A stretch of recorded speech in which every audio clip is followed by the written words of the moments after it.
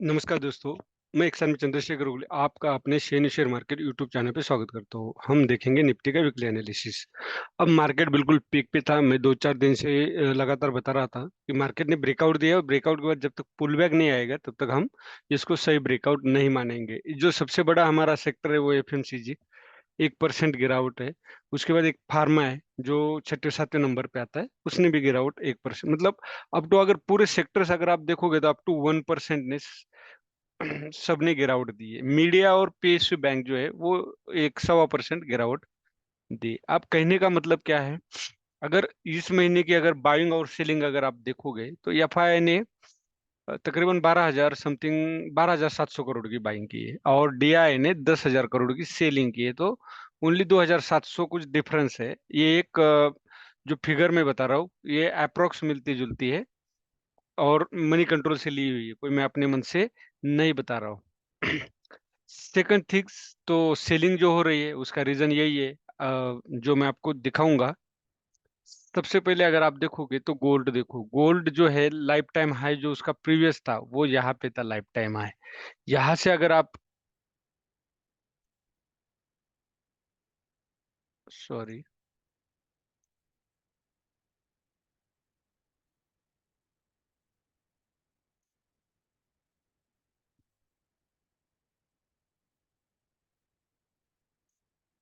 यहाँ से अगर आप देखोगे लाइफ टाइम हाई तक का, तो गोल्ड 19 साढ़े 19 तकरीबन 19.30% हाई जा चुका है गोल्ड लाइफ टाइम हाई से। और क्रूड ऑयल अगर आप देखोगे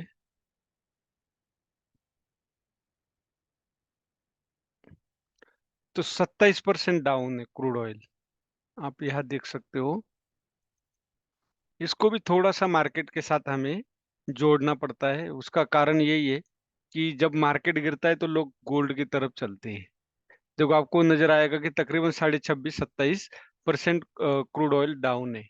और सिल्वर, सिल्वर ने उतनी उछाल नहीं मिली लेकिन वो भी लाइफ टाइम हाई की, ये देख सकते हो लाइफ टाइम हाई के ऊपर ही ट्रेड कर रहा है सिल्वर। लेकिन गोल्ड जो है वो बहुत ज्यादा है। लोग क्या है, जब मार्केट गिरता है तो गोल्ड पे भरोसा करते हैं और गोल्ड की तरफ चले जाते हैं।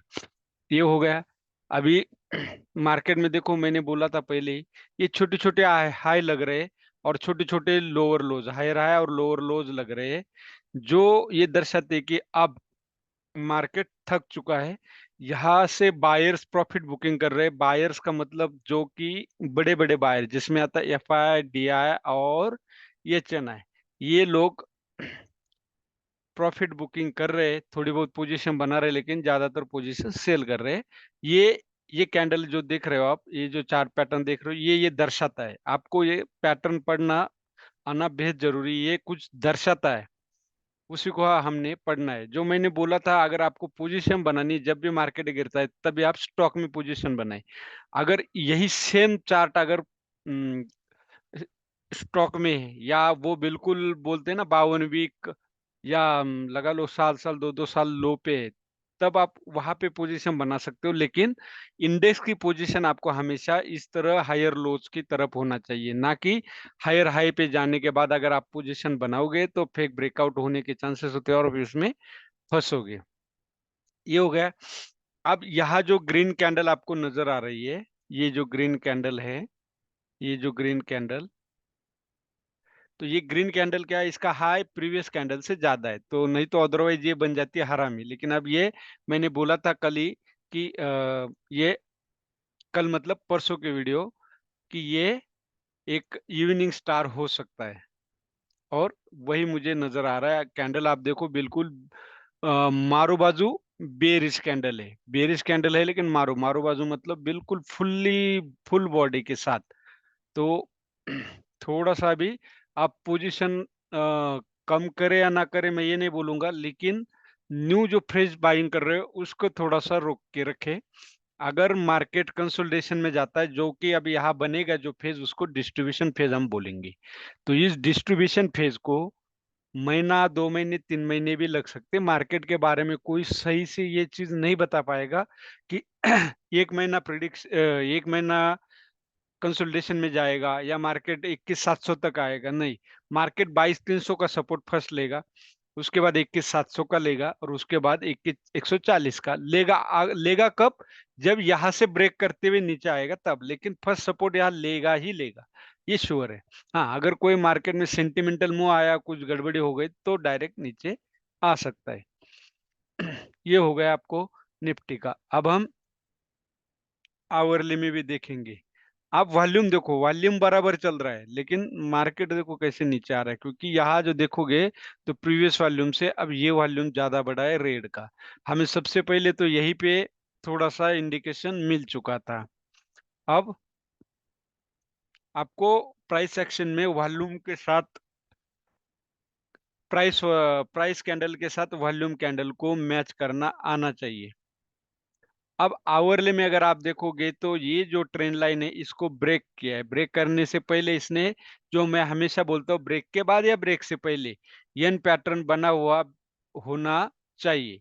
और वो देखोगे तो ये देखो, ब्रेक से पहले क्या किया आप देख रहे हो, यन पैटर्न हमेशा या तो ब्रेक के बाद यहाँ आता, फिर यहाँ पे आता, तो भी चलेगा। ये दो प्रकार के पैटर्न होना बेहद जरूरी है। अब यम पैटर्न बना हुआ है, तो अगर यम पैटर्न बना है तो हम यहाँ से अगर देखोगे मार्केट को, जहां से अप हुआ था, यहाँ हार्मोनिक पैटर्न का अगर हम यूज इस्तेमाल करते तो हमें 886 कहाँ पे मिलता है, यहाँ पे। अब मेरा मानना यह है, 886 अगर यहाँ पे मिलता है तो आपको सेकंड एंट्री अगर आपको करनी पड़े तो 0.618 या 0.5 के आसपास, ये देखो, यहाँ आप सेलिंग के लिए थोड़ा सा सोच सकते हो। यहाँ सेल साइड बैठना है, क्योंकि ब्रेक किया हुआ है तो यहाँ पे एक बार सेलिंग आएगी ही आएगी।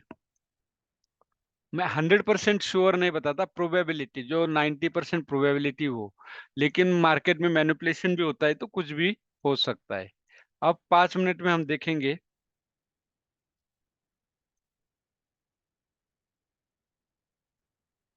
यहाँ पे आप देख सकते हो गैप डाउन के ओपनिंग के बाद जो डबल टॉप बना था, उसके बाद गैप डाउन ओपनिंग दिया मार्केट। देखो यहाँ डबल बॉटम बनाने के बाद अप साइड गया।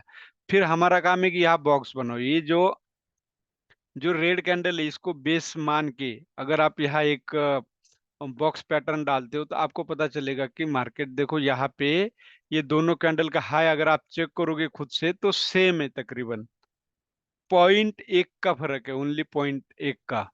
तो आप यहाँ पे भी सेलिंग कर सकते, सॉरी कर सकते थे नहीं, यहाँ पे ही करना चाहिए था। क्योंकि स्टॉप लॉस आप ऊपर छोटा होता है, और आपको देखो यहाँ गामा कितना फास्ट होगा, बहुत ही ज्यादा पॉइंट आपको यहाँ पे मिल जाती है। ये हो गया। अब मैं इसको डिलीट करता हूँ। अभी ये भी आपको पता चल गया, मैंने ये आपको दिखा दिया कि यहाँ पे हार्मोनिक पैटर्न जो फिबो नंबर्स का सपोर्ट है। अब आपको क्या करना चाहिए, इंतजार करना चाहिए, या तो आप इंतजार करना चाहिए 0.5 या 0.618 जो गोल्डन रेशियो वहां तक आने का, और वहां से फिर मार्केट नीचे आने के प्रोबेबिलिटी ज्यादा है। मैं प्रोबेबिलिटी बता रहा हूँ, कोई भी दावा नहीं करता।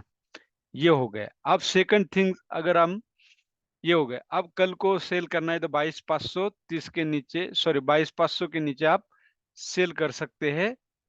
बस क्राइटेरिया यही है, कंसोलिडेशन होने दीजिए, डायरेक्ट एंट्री ना करें। सेकंड थिंग, अगर मार्केट 22,700 के आसपास आता है, या तो मार्केट 22,600 के आसपास आता है, तो आप यहाँ पे भी अगर कोई आपको छोटा सा कंसोलिडेशन या इवनिंग स्टार की तरह या कोई भी कैंडलस्टिक पैटर्न, हरामी हो, इंगल्फ हो, इस तरह का पैटर्न मिलता है तो आप वहां पे एंट्री कर सकते हैं 22,600 के आसपास, या तो फिर 22,700 के आसपास आने का भी एक बार इंतजार कर सकते हैं। ये हो गया हमारा निफ्टी का एनालिसिस। अब अगर आप स्टॉक भी देखोगे, आपको ये पता चलेगा सन फार्मा, मारुति, बड़ी बड़ी कंपनी है, ये देखो, इनमें देखो कितनी बड़ी बड़ी बेयरिश कैंडल बन रही। क्योंकि टॉप पे प्रॉफिट बुकिंग आती है या कंपनी में कुछ हो सकता है, सेल तो कम नहीं हुआ होगा मारुति का। सन फार्मा हुआ, टाइटन हुआ, आप टाइटन को भी देख सकते हो, आप पावर ग्रिड को भी देख सकते हो।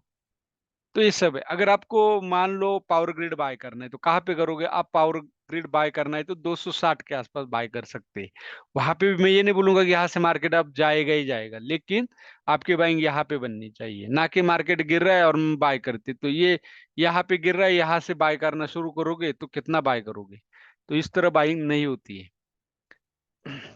तो ये सारे बड़े बड़े स्टॉक गिर रहे हैं, तो वो प्रॉफिट बुकिंग आ रही है, मार्केट लाइफ टाइम हाई पे है, और गोल्ड में लोग अब ज्यादा इन्वेस्ट कर रहे हैं, तो हो सकता है यहाँ का पैसा उधर डाइवर्ट हो रहा है, क्योंकि मार्केट के ऊपर जब भरोसा उठता है तो लोग गोल्ड की तरफ चले जाते हैं। और रुपए की कीमत भी अपनी कम हो रही है। रुपए की कीमत कम होना मतलब क्या? अगर आप देखोगे तो 83 पॉइंट कुछ 48 रुपए हुए, जो 83.24 था, अब वो है 48 पैसे। आप बोलोगे यहाँ तो अमाउंट बढ़ी, आप बोल रहे कम हुए, वो डॉलर की प्राइस में नहीं बताई। बताइए मतलब क्या? अगर हम लॉजिकली सोचे तो हम क्या बोलते थे कि यार बचपन में 50 रुपए में सब्जी खरीद के लाओ तो पूरी बैग भर के आती थी 1 वीक की। अब 100 रुपए में 2 दिन की भी सब्जी नहीं आती है। तो हम आसानी से क्या बोलते हैं, एक सिंपली वर्ड, कि पैसा, यार पैसे की कोई वैल्यू नहीं रही। इसका मतलब क्या? जो चीज हम 10 रुपए में खरीदते थे वो आज 100 रुपए में खरीद रहे हैं। तब हम ये बोल रहे हैं, मतलब महंगी, जिसको बोल सकते हैं कि पैसे ज्यादा दे रहे हैं हम, और ज्यादा देने के बाद हम क्या बोल रहे हैं, यार पैसे की कोई वैल्यू नहीं रही। तो सेम थिंग यहाँ लागू है। 83.48 पैसे, मतलब $1 की प्राइस 83.48 पैसे हुई है। इसका मतलब जो जैसे अमाउंट बढ़ती जाएगी तो पैसे की वैल्यू हमारी कम होती जाएगी। इसका भी मैं कुछ कभी वीडियो बना के आपको बताऊंगा कि इसका क्या संबंध होता है। फिलहाल इतना ही। वीडियो अच्छा लगे तो लाइक शेयर और सब्सक्राइब जरूर कीजिए, और आप अपनी राय कमेंट्स जरूर बताइए कि आपको क्या बदलाव चाहिए या क्या चीज आपको समझ में नहीं आई। धन्यवाद। जय हिंद, जय भारत।